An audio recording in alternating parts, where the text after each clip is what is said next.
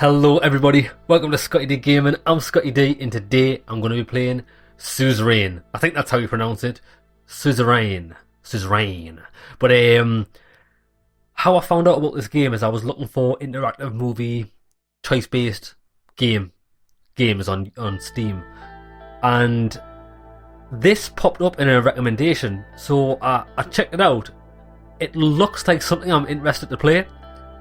I think everything you do in the game is you get given a choice on what you want to do, and that can affect how things work. I think it's text-based, which I don't mind, so let's get straight into it. Sometimes I do like really basic games, like text-based games, because I think it can give you... You are my enslavement and my freedom. You are my flesh burning like a raw summer night. You are my country. Nazim Hikmetran. Yeah, so what is it? I think it follows you, your character, all through time.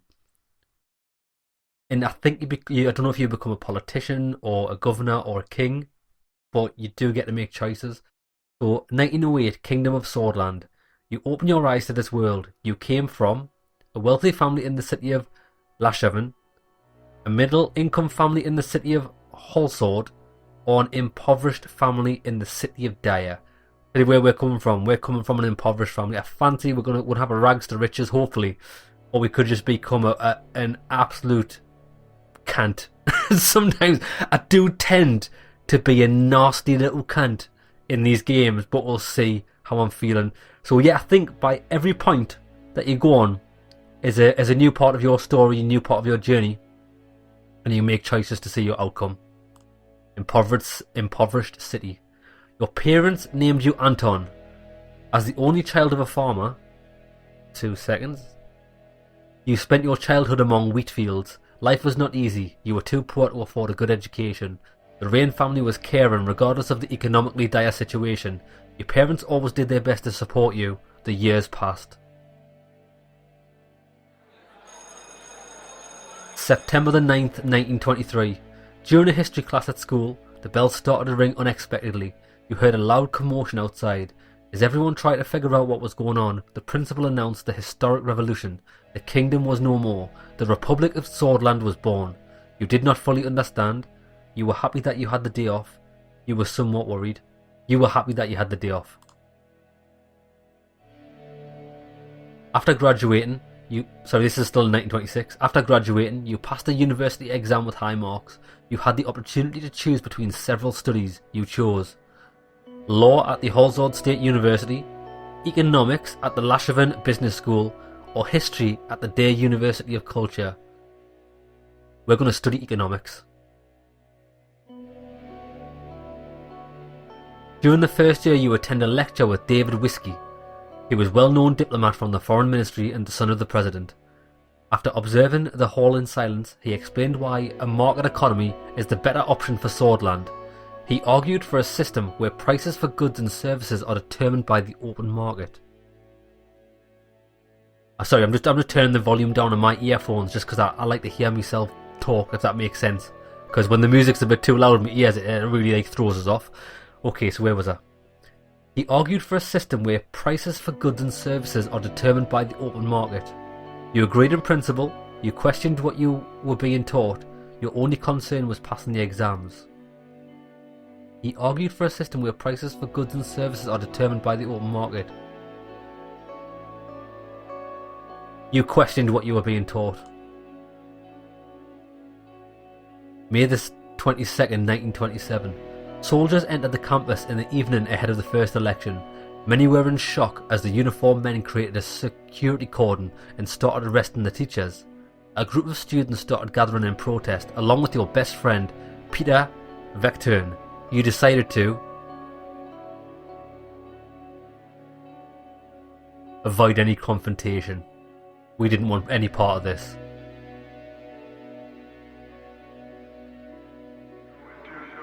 You heard a loud announcement that echoed through the campus. General Luderin declared martial law in order to restore the administration. Please stand back and disperse to your rooms. You quickly made your way towards the dormitory, avoiding the scene. You did exactly as they said. As you entered the room, you heard screams coming from the outside. You tried to bury yourself under the sheets. But you tried to go out to sea. You tried to go out to sea. But the soldiers locked the doors. It was a gloomy year. October the 10th, 1927. The majority of students and teachers displayed their opposition. Thus, Lachevin became a target for the military regime. You didn't want to stay idle and decided to join. Human rights, student council, a political debate group. Ooh. I don't want to join the student council. Political debate, not a fan. Tell you what, we're gonna join the human rights group. The group heavily protested against the deteriorating human rights situation in Swordland. You contributed in through discussions on how to protect and expand freedoms. In one of the meetings, Peter introduced you to one of his friends, Monica, who was a volunteer for the Swordish League of Women. You were immediately attracted to her beauty.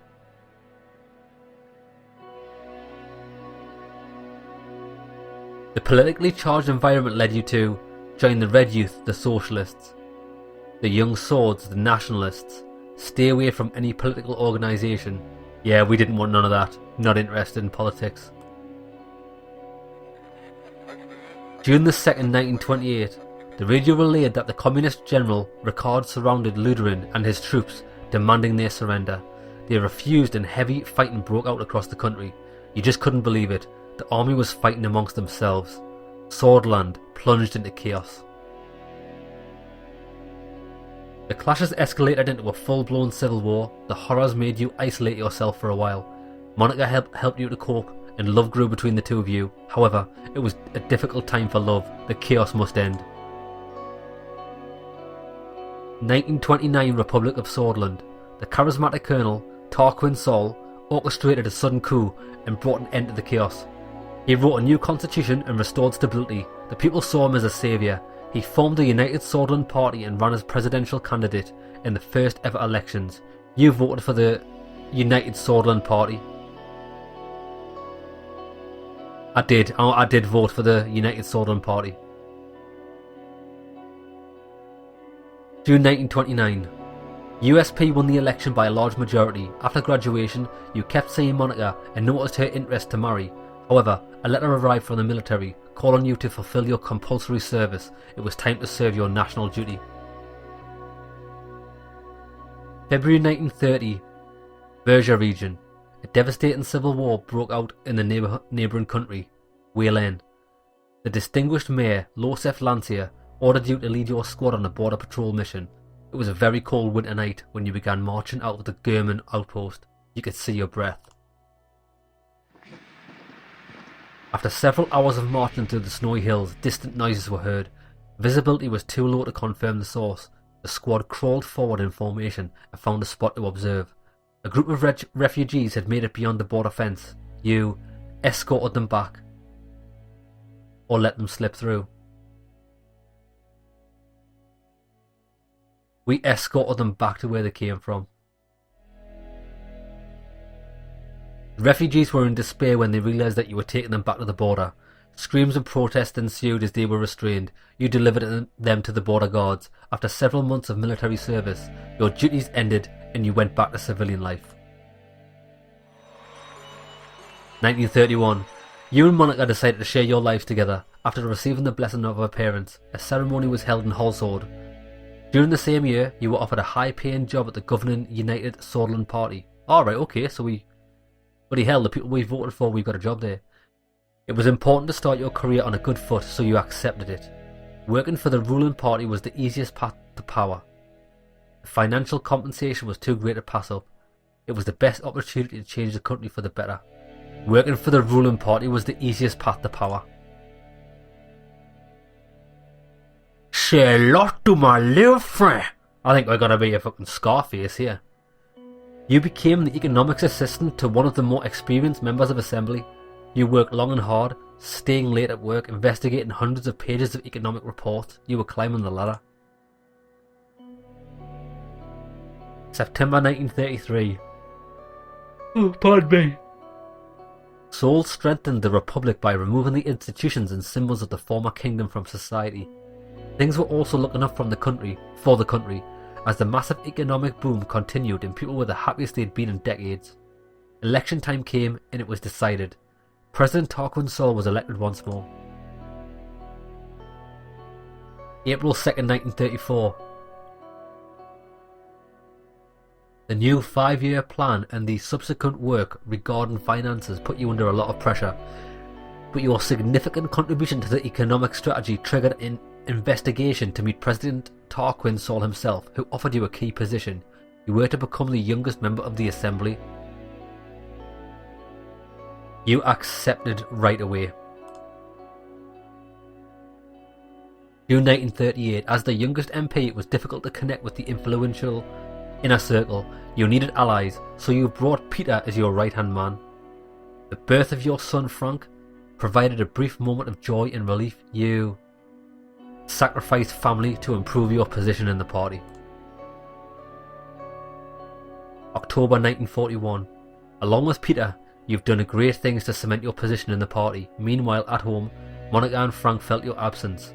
At the same time, President Sol increased his authority over the years. His growing ego started to cause a strife within the party. The cracks began to show.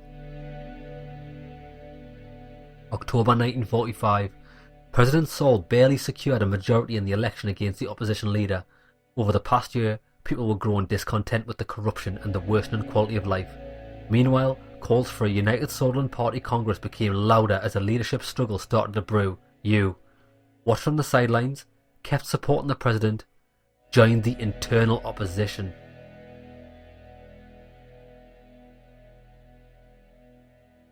Leadership struggle.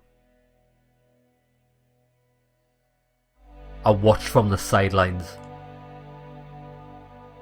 July 1946. The contender for party leadership was Ewald Alfonso, a reformist and talented business magnate with a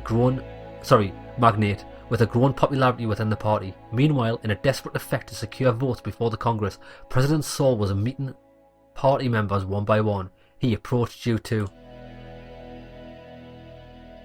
The President offered you the position of Minister of Economy, Commerce and Energy in the next government if you backed him in the upcoming vote. You accepted. Let's secure this rise to power.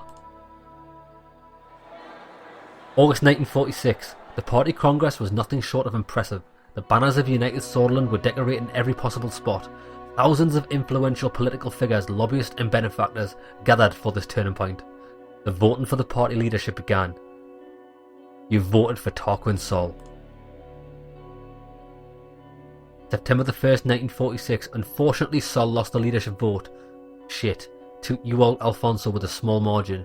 During Congress, Sol announced his retirement from politics. The systems he had established were to stay much longer. His achievements wouldn't be forgotten. You were happy that Sol was finally leaving, but troubled by the departure of Sol. Didn't care about who was in charge. I was happy that he was finally leaving. October the 15th, 1946. A month later, your daughter was born. Monica named her Dina. She motivated you during a tumultuous period in the party. The general elections were approaching. The United Sutherland Party was under a new leadership of Ewald Alfonso. You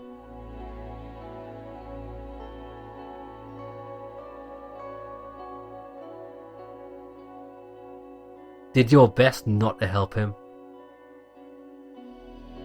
Joined the party effort and campaigned for him.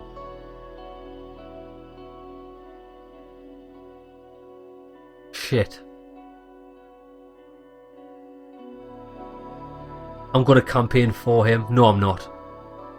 I did my best not to help him. We don't need his success. 1949. During the general elections, the main opposition leader was embroiled in a sex scandal with his secretary, diminishing their chances. The extensive privatization program proposed by Ewald Alfonso secured an election victory for the United Sutherland Party. Over the next years, you tried all that was necessary to climb the ladder.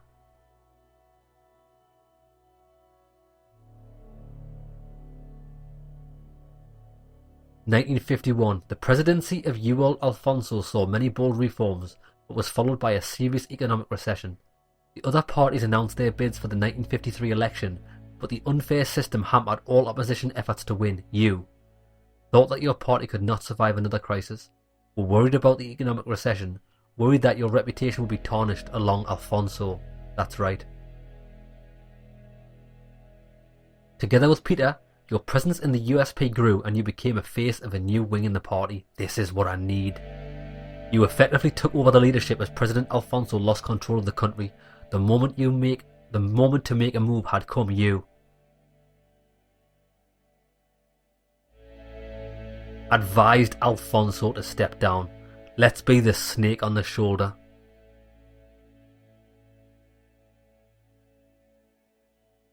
January 1953. He didn't take your advice seriously and started to reshuffle his cabinet, but most of his inner circle abandoned him. Your diplomatic attitude made the party vote as you, the leader. Excellent. Following this, you announced that you would be running for president in the general election with Peter as your running mate. It was your turn. My time to shine, baby. October 1953. After visiting every city and town during the campaign, you made a speech on state television. You promised to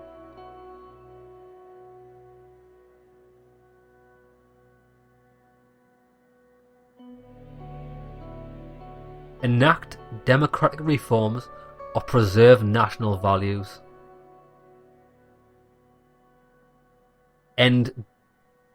Enact democratic reforms. We're going to change the way democracy is in the country. Nah, let's be sly, because sly people don't talk about this. They talk about values, because you can't put concrete evidence and like, I know people talk about values, what are our national values, but it's bullshit. It's just a way to get people on your side without actually saying anything. Because what is a national value?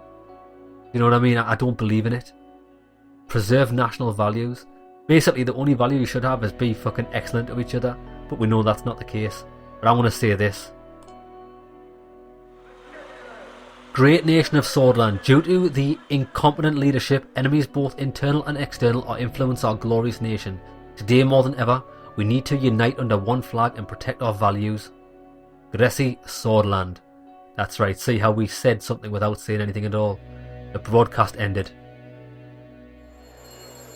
November the 5th, 1953. On election day, millions went out to cast their votes. It was time to face the truth. Oh, so were we successful? Chapter 1, President Reign. Yeah, I like this. I feel like I'm having an impact.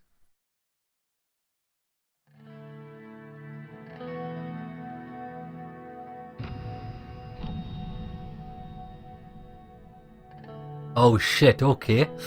Let's have a look at this. As Anton Reign, you've made many promises to the people of Swordland in order to gain their votes. They must be considered very carefully. Economy. Swordland's economy has been based on a planned doctrine since its formation until the former president, Ewald Alfonso, enacted free market reforms. Now, the country finds itself in between two different economic systems. Promote the free market or promote planned economy. Not gonna lie, lads. No idea what planned economy is. Know what the free market is.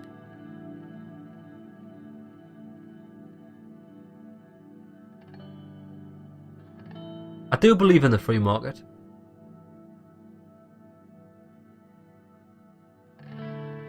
I believe in free market. Diplomacy.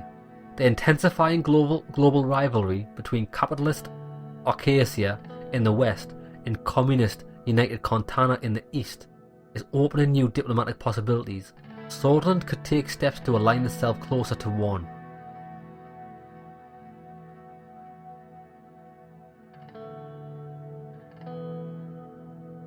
We are going to align ourselves to the west for now. Immigration. In recent years, Bludish, Wezek and Angolan immigrants flocked to Swordsland due to relaxed immigration laws enacted by Ewald Alfonso. As a result, tensions in between swords and immigrants have been increasing. We're going to tighten the immigration. So, we're going to keep the free market. We're going to align ourselves with a capitalist market, capitalist values, and we're going to tighten the immigration. Term focus. We've also promised to focus on a certain extensive subject within our first term. The people expect us to solve the negative situations within this topic while providing an overall improvement to the related policies. Health. Since the 1940s, the difference of services quality between urban and rural hospitals has been getting increasingly worse, and the average life expectancy has dropped significantly. Okay, education. The lack of schools, teachers and even classroom equipment in certain areas causes massive gaps in the previously robust education system. Law enforcement. Increased crime is pushing law enforcement to their limits, while judges at courts deal with huge and expanding backlog of legal cases. The military protects the country from hostile threats, and while some see it as a massive financial burden, others argue it is a critical deterrent. I do believe we need a military, however.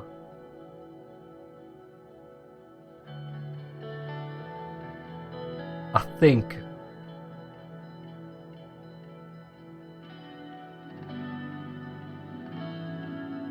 think health. The reason I think health is because I think if you don't get the health of your citizens in order, then you're going to be caught in an endless financial loop trying to fix them. Do you know what I mean? People aren't going to be able to work. They're not going to be able to benefit the economy. It's going to be a drain on society, as bad as that sounds. You need to make sure your people are in tip-top condition. And then the other ones can come later. And to be fair, by the sounds of this type of our economic state, as much as education will help, it's not going to help the economy in the immediate sense. It sound pretty basic, like manual labour jobs. Your promises will be remembered and they will have consequences. Are you sure about your decisions? Yes. This is exciting. 2 weeks have passed since we won the election. And now I was about to be sworn in as the 4th president of Swordsland. Thousands were watching the inauguration ceremony and cheering my name, Anton Rain. The die was cast. The die was cast, and there my story began. Budget 3, wealth 1. Personal wealth. Government budget, and the economy's 50-50. In the distance, the Maroon Palace stood on top of the famous Hill of Pride. I had no way of knowing what future awaited me there. I looked at my family. My son and daughter, Frank and Dina, were next to Monica, my wife. Her eyes were glimmering with pride. I just wondering what can happen if I click this. Oh, look at this. Oh shit, wait there. Oh, I've missed, wait there. The Maroon Palace is where the executive branch of the Swordish government is situated. This is cool. You can get the Hill of Pride. Was named during the declaration of the Kingdom of Swordsland, when thousands of countrymen started proudly singing the new anthem of Swordsland. Let's have a look at Frank. Big Frank. Little Dina. Monica. Big Monica Lewinsky there. Then I turned towards the key people who made it all possible, of course. Each individual was promised an important position in my cabinet. As my thoughts slowly faded away, the reality of the situation dawned on me. Also Hawker, the Chief Justice of the Supreme Court, was waiting on for me. Also, the time for the oath has come. It has indeed. Let's start. Please repeat after me. I do solemnly swear that I will respectfully execute the office of President of Swordsland, and to the best of my ability, preserve, protect and defend the people and Constitution of the Republic of Swordsland. You may now deliver your inauguration speech, Mr. President. Let's begin. Dear citizens of Solent,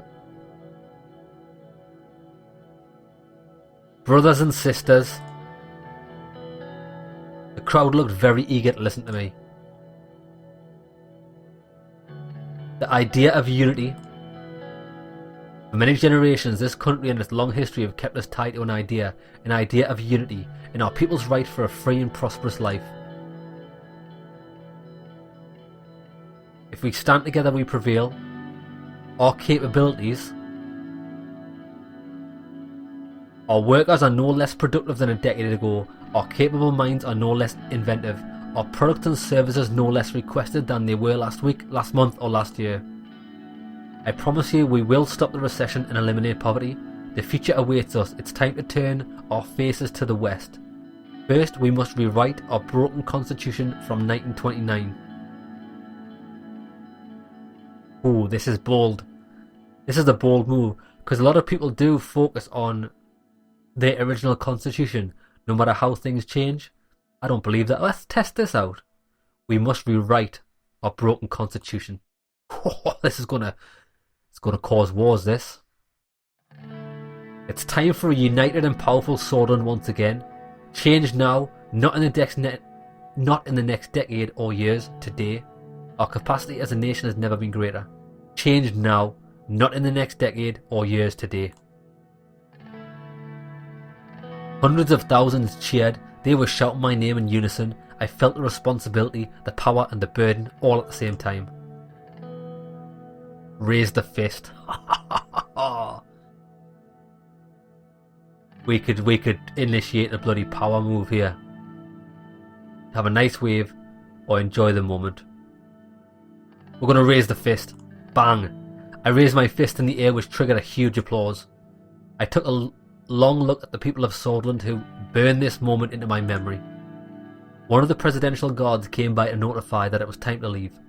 I made my way to the leading car in the motorcade. The presidential state car was a jet black Cadillac with flags of Swordsland above the front headlights. Next to it, a man was holding the door. It was Sergei Walkner. Hello, Mr. President. Still under the effect of the speech I made. Hearing my new title made me smile. If you allow me to introduce myself, I am Sergei, your new driver. Nice to meet you, Sergei. At ease, Sergei. It's a pleasure. I want to say at ease. You can be comfortable around me. At ease, Sergei. As you wish, Mr. President. He respectfully bowed his head before opening the car door and gesturing inside. I entered the car. We will be heading towards the palace. The motorcade began to move. On the way, Sergei proceeded to explain his duties as a driver. As minutes passed by, I found myself lost in thoughts again, barely paying attention to what he was saying. He suddenly made a gesture towards the new close-up palace. Isn't it a beauty, the Maroon Palace? He was right. Sunlight glinted off the palace's many maroon-coloured domes. It was so bright that I had to look away. Every time I look at it, I am reminded of my duty to this nation. So do I. It is the beating heart of the nation after all. We all owe a great debt to the men who led the country from here. It's just a building, Sergei.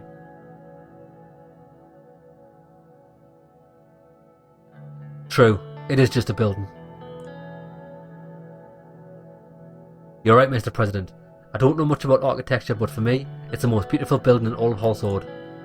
The car drove past the majestic gates, continued uphill to the entrance and stopped in the front of the doors. Sergei got out the car and opened the door for me. Have a great day, Mr. President.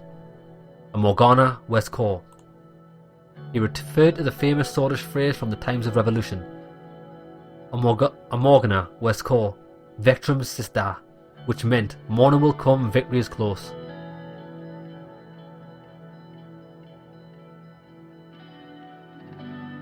See you soon, mate. I made my way upstairs through the extravagant corridors of the palace. Marble and engraved wooden finishes decorated the interior. My footsteps echoed in the colossal halls. The guards bowed their heads in respect as I opened the massive doors to my new office. Right, so the game's saved there. Now I'm a bit out of my element here, I don't even know what I'm doing. Let's get rid of that. Hullsword. Read the report from Hullsword, logistical issues. Read the report from Hullsword, general staff gathers. Right, well, so what about other places? So this is the West, these must be the capitalists and these are the communists. We're slapped that bang in the middle. Mobile. Forgotten Crossroads City Mobile lies deep inside the Lorraine forest. It hasn't kept its old significance after all the profitable coal mines were shut down. City is inside the very first economical protection zone of Swordland. Recently the only economic activity comes from businesses travelling between Horseword and Morna.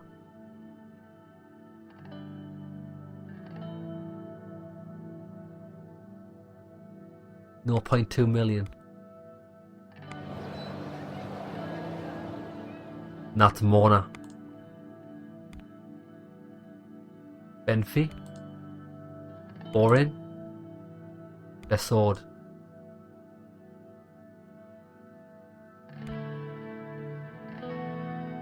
Lesbia. Valgain. So this is only a stop between these two cities.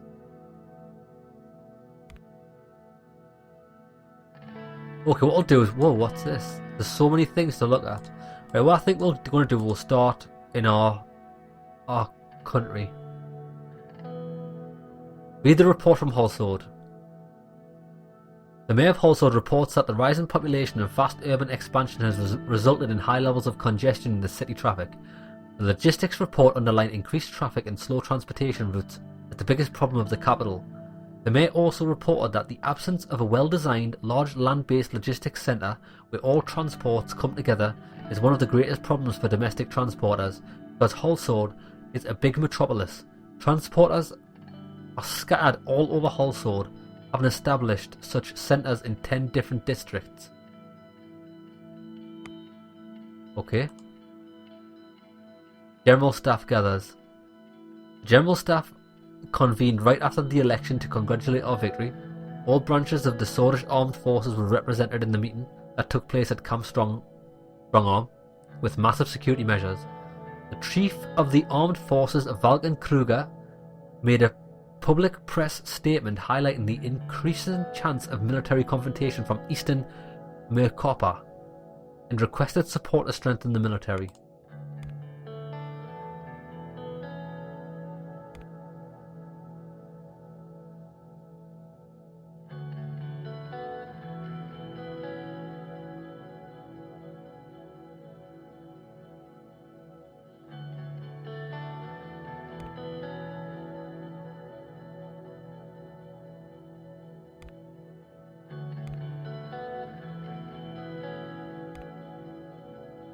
Rumburg.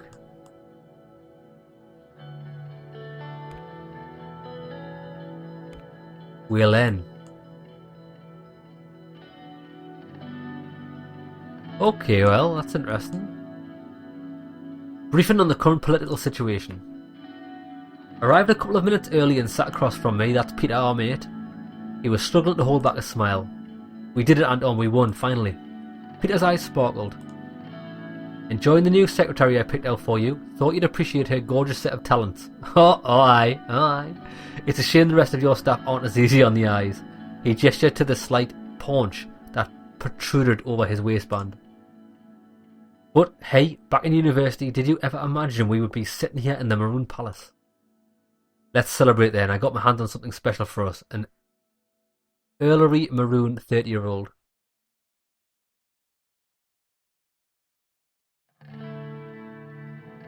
We'll celebrate at the ball, just hanging there until the evening. Looking forward to it. Evelyn hopes to congratulate you in person there. Good to know. It's been some time since the last I saw her. I'm sure the kids would love to see Uncle Peter for the first time as the Vice President.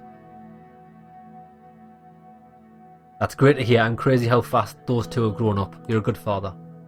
Peter had a wistful look in his eyes. He and Evelyn had never been able to have kids of their own. During our campaign, the opposition had floated the rumour that he'd fathered illegitimate children during the wilder years, but it had never been substantiated. Door swung open and Lucian Gallard, my chief strategist, walked in. He was a compact man with the sharp bird-like features. After briefly surveying the room from wall to wall, he sat down, poured a glass of water, and opened his briefcase. Gentlemen? The tall case clock in the room struck 3 o'clock. Damn, you're exactly the same. Sorry, you're exactly on time. Hello, Peter. Lucian then turned towards me. He very slightly bowed his head.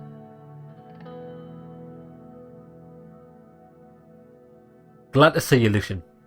Glad to see you. It's a privilege to be here, sir. We'll start the meeting by evaluating the current situation. The majority of Swordfish people demand change. They are more concerned about the economy than the Constitution, but they blame the system for their problems. People are losing their trust in our democracy. The frustration even causes some reason with figures like Bernard Circus. Who is he? He's a poet. Ah, fuck poets. It is expected that we bring the change the last government did not. Franz Richter. See you at the party, Richter. Is a sort of politician, businessman and leader of the People's Freedom and Justice Party, right? So this guy believes that true change can only be done by transferring some of our powers to the Assembly. I will move into the details of their demands shortly. Nah, fuck him. So, I agree with the reformist. Our responsibility is to democratise our current broken system. We need to listen to the people if we want to serve this country. If we lose power as the government, we won't be able to execute necessary changes for the good of our country.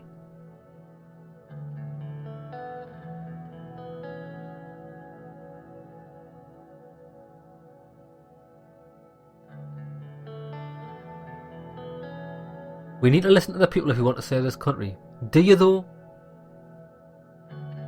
Like, don't get me wrong, I think democracy is a good thing.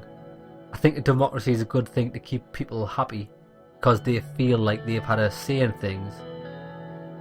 But do you really have a say in things? You're only voting for somebody else that you put your trust in to execute certain things. Whereas at the end of the day, it's the people in power that have the ability to change things. And if you can only do what the people say, you're going to get stuck in a loop and you're not going to get anywhere. If we lose power as a government, we won't be able to execute necessary changes for the good of the country. Bang, I'm going to go with that. We're going to become a fucking dictatorship. Yeah. If we lose power as the government, we may not be able to execute necessary changes for the good of our country. It may create issues for us, yes. However, with the reformers gaining more popularity, we may not be in the position to stand against them. Mr. Richter managed to influence many members of Assembly to give their support for drafting a new constitution. Reformist politicians are quickly increasing in number.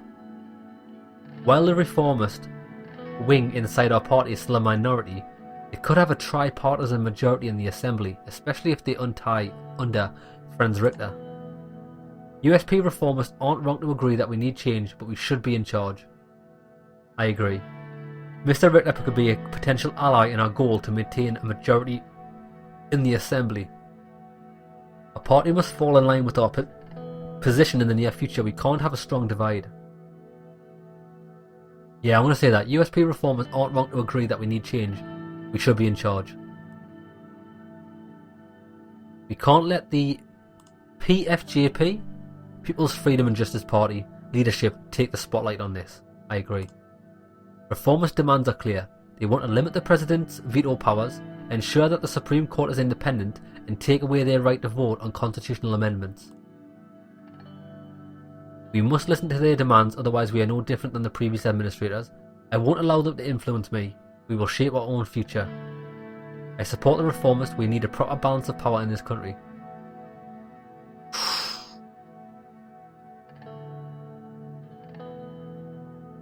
They want to limit the President's veto powers.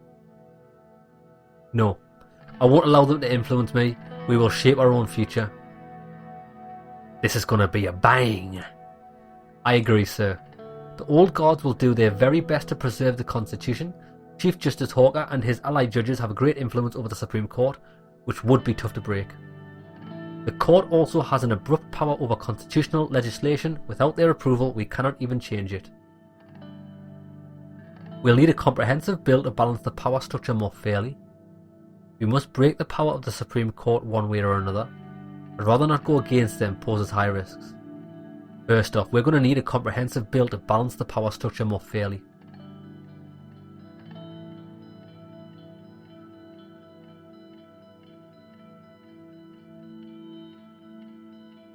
But we must break the power of the Supreme Court one way or another.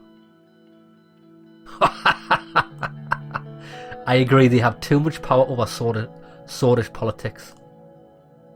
We need to take away their vote in constitutional legislation. It is absurd that an unelected branch gets to vote for bills.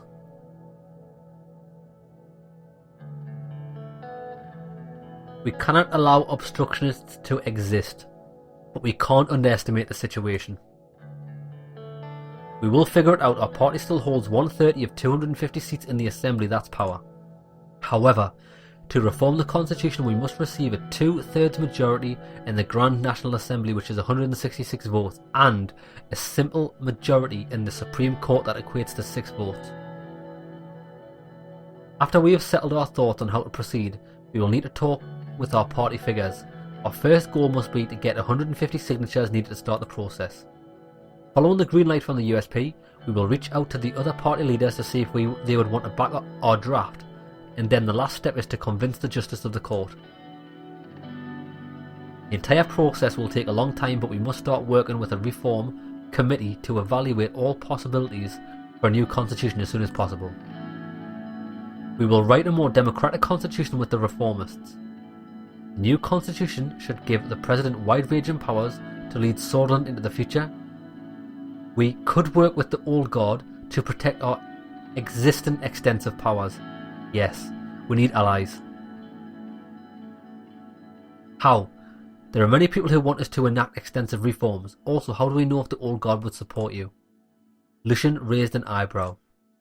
If we go against the demands of the people, the reformists will be furious. It could backfire.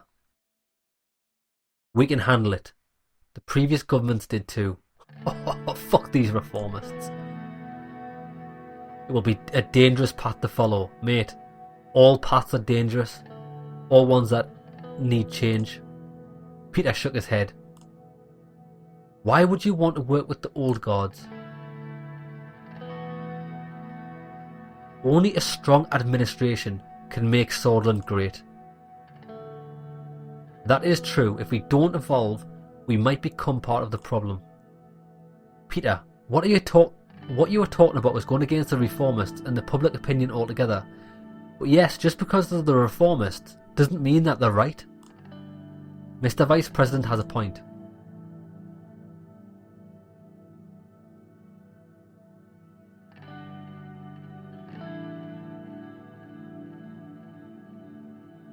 You might be right, but it doesn't mean I'm not going to do it.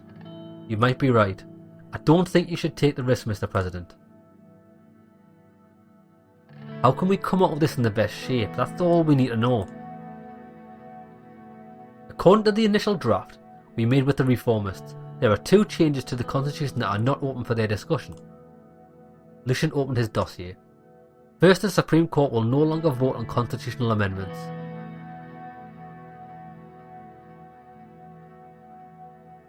Second, the President's absolute veto will be taken away. This can be replaced with a limited veto system by fixing the current loopholes.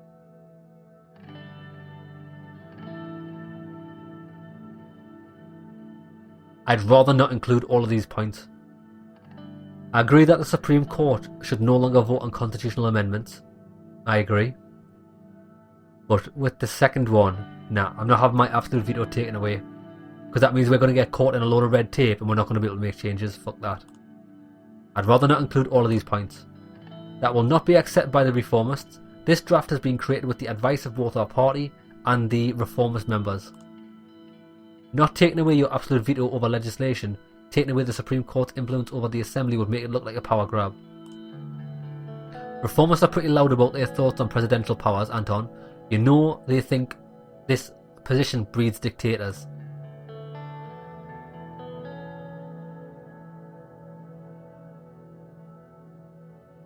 I don't care what they think, we can handle them, but we need to address other more important problems too.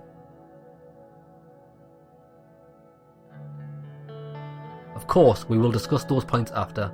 To clarify before we head into a direction, what are your intentions, sir? The President needs to be able to exercise his powers with ease to maintain stability. Yep, you're not taking away the power. I understand. We do not have to remove your veto. Instead, we can discuss limiting it with the reformists. Nope. No, I will only support a new constitution that strengthens my position. Oh, then I don't intend to pursue constitutional change.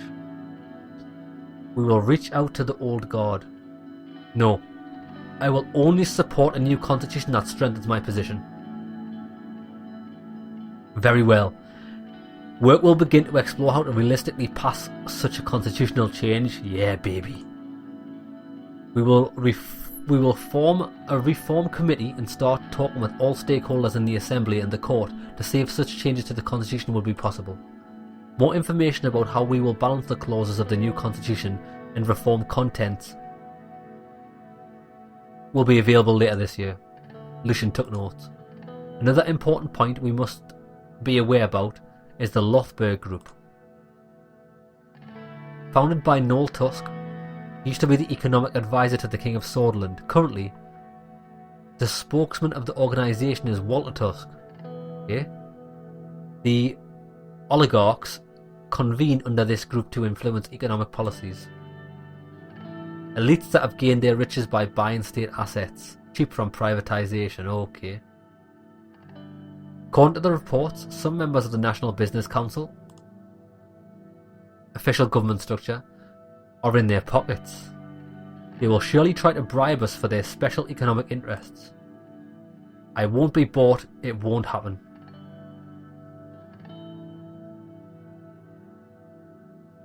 Lucian looked at Peter. As far as I know, Simon Hall, political and businessman who serves the Minister of Economy, has some ties to this group, and we may try using his influence if we deem it necessary. I am aware of Mr. Hall's wide network. That will come in handy. They are an important force, one that we can use to our advantage. The group is dependent on our economic policies. Can't move a finger without us. I wouldn't be so optimistic. We need to tread carefully on all sides with all power players in order to survive our term. Lucian looked at his watch. Well then, gentlemen, precisely 30 minutes. This concludes our political briefing after today. Our next meeting will be about our media strategy. Talk to you soon, I will keep in touch. See you in the next meeting, Lucian. Lucian and Peter bid their farewells and left. Hey, it's pretty interesting, this. News.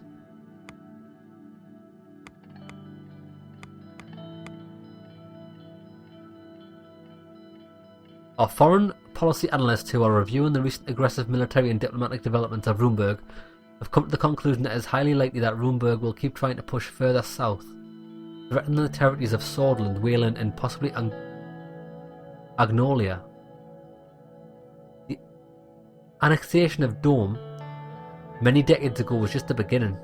Runeberg seems to be on a quest to secure all strategic resources in East Mercopa. Looks like we could have a war on our hands. Right. Public opinion report. People's views on the need for democratic reform and the government structure has changed over the last decade. Reformist propaganda from the leader of People's Freedom of Justice Party, Franz Richter, have resulted in a massive increase in the demands for democratic reforms. It is estimated that currently 55% of the population supports the reformist ideas. Right, so let's do the media strategy meeting. Lucian and Peter arrived at my office, talked about recent developments in the media strategy. They both took their seats across from me. Let's begin.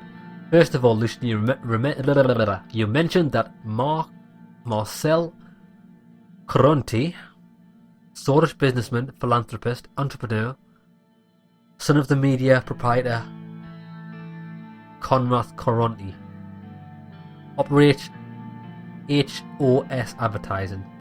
He contacted you. The Corontis have always been known as the richest and most influential families in Swordland. He was the oldest son of this guy, the industrialist and media mogul who founded HOS, the richest man in the entirety of Swordland. Lucian turned to me.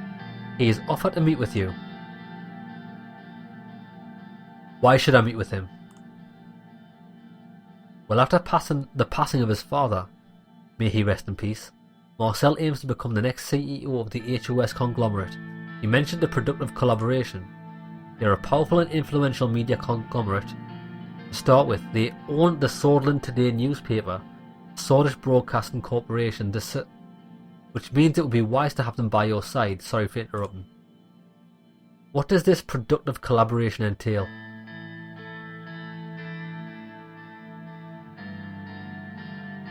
He did not wish to explain the details over the phone, but rather in person. I believe I will be receiving a call from him sometime soon. However, as Peter said, they have substantial power over the content of media outlets, headlines, radio shows. That is what he would be offering. What he wants in return is what we need to understand. But let's not get ahead of ourselves. First we need to determine our general approach to media. I have far less expertise in the matter, but very interesting arguments were made by Lucien at the preparation meeting yesterday. There are two ways we can approach the media. One of them is by influence it, which has clear advantages, and the other one is keeping it independent.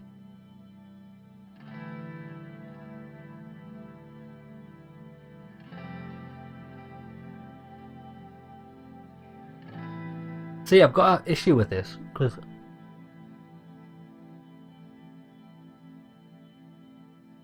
for my position, I don't think media can be truly independent. I don't think it can. I think media is always going to be biased because everyone's got their own agendas. So, as a man in a position of power, the media is definitely a tool to be used. But at what cost is that going to come? Do you know what I mean? Like, what are the media going to want out of this?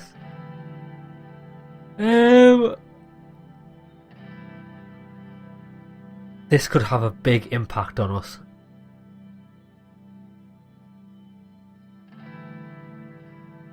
I think if you don't use the media, all media, even in our country, like in England, the BBC, independent. It's not independent. It's so biased. The media is like, it's not biased in one direction. It changes all the time. It's not consistent.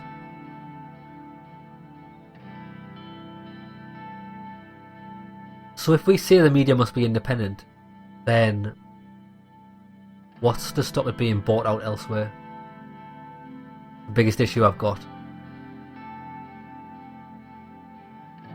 The media is a tool to be used. I agree. Media plays a huge role in adapting public opinion towards our views and policies.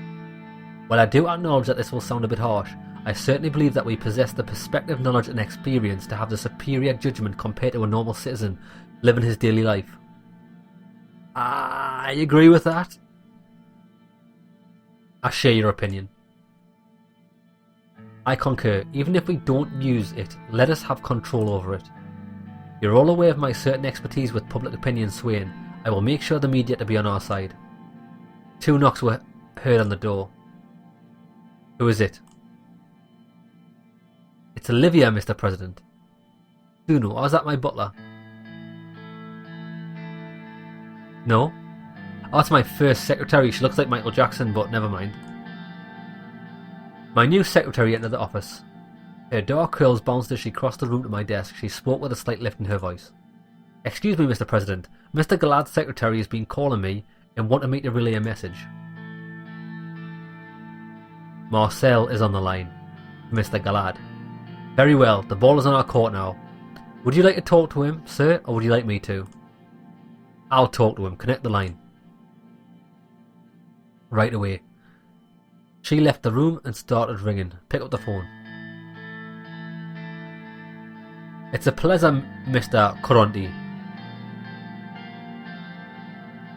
The pleasure's all mine.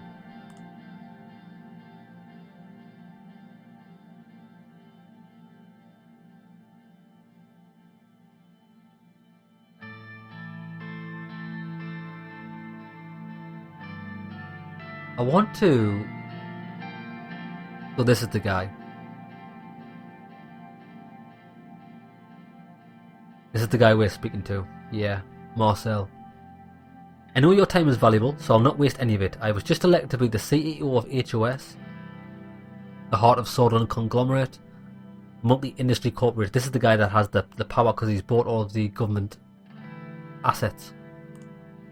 My strategy in the running of this conglomerate will be different from my father's approach. This is why I'm offering a partnership deal regarding our media branch.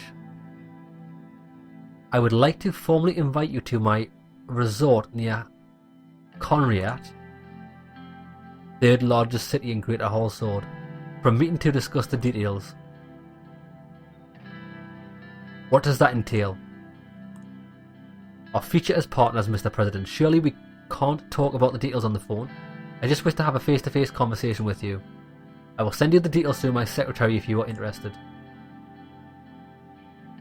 I would be interested in a meeting. You will not be disappointed, I promise. Well then, I'll let you return to your packed schedule. See you later, Mr. President. See you later, Mr. Coronti. I hung up the phone. I'll set things up right away. Expect a worthwhile meeting next month. It is settled then. Looking forward to the meeting next month. Looks like we run out of time for today. We'll continue where we left off. Thank you for your time. Good work with Marcel. Keep it up. Lucian and Peter nodded before gathering their documents and promptly leaving my office. We were already getting the attention of key and potentially dangerous figures. Yeah, that's right. These people are trouble. And by trouble I mean that everyone knows what I've got at stake. It's becoming a successful president. But it's the corruption of everything around, because money does corrupt, power corrupts. And you have to navigate all of these avenues to be a success. Because if these different avenues, these different alliances, should I say, if they don't want you in power, it's so easy for them not to do that because they're rich. They can use their power and abuse it to drag your name through the gutter, not give you what you want, put roadblocks in the place. So can the world ever truly not be corrupt? I don't think it can. I think you're always going to have a form of corruption simply because you're not going to get anything done without it. But anyways, what I'm going to do is, the game has saved. I don't even know how to get. So that's the only menu we've got, is it? So the game's already saved. I'm going to call it an episode here. Going to give me voice a little rest because it, fucking hell, talking for an hour is no joke. I'm going to come back, but I am finding this really interesting. I'm looking forward to where it's going. I was kind of thinking I'm going to go as a complete arsehole and have a laugh, but I don't know. I kind of want to see where this goes. I do want to try and raise my country up to be better as they can be, but at the same time, I'm going to try and eliminate all the bullshit surrounding it, which I don't think I'm going to be able to do because the powers in play are too powerful. But we'll see. And we've also got the issue of this northern country, Roomberg here, these little bastards. They're expanding. They're taking over other places and forcing them to do things their way. Hope you've enjoyed the episode, lads. I shall see you in the next one. And by the way, the music's awesome. It makes me feel quite tranquil and relaxed and very reflective.